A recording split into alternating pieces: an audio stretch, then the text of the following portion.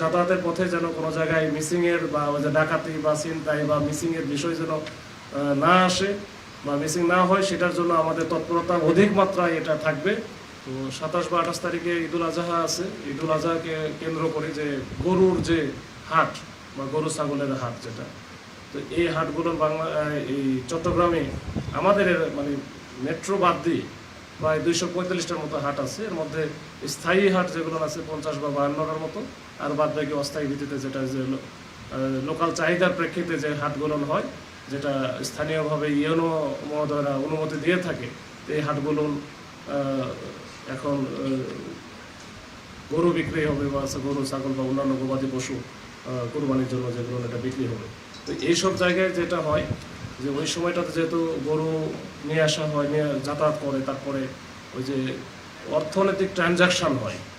তো মানুষ হচ্ছে টাকা পয়সা নিয়ে যারা গরুর যারা আড়তের বা যারা ওই যে বড় যে গরুর ব্যবসা করে ব্যবসায়ীরা, তারা কিন্তু বড় অঙ্কের টাকা পয়সা লেনদেন করে বা নিয়ে যায় বা সাথে করে ফিজিক্যালিও নিয়ে যায়।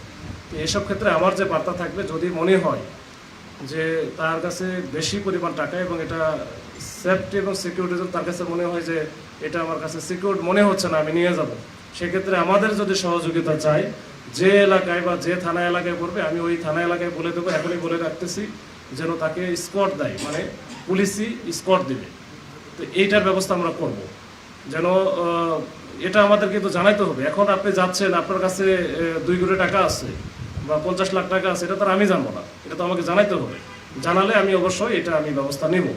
তো এইটা একটা বিষয়। আর হচ্ছে গরু যাতায়াতের পথে যেন কোনো জায়গায় মিসিংয়ের বা ওই যে ডাকাতি বা ছিনতাই বা মিসিংয়ের বিষয় যেন না আসে বা মিসিং না হয়, সেটার জন্য আমাদের তৎপরতা অধিক মাত্রায় এটা থাকবে।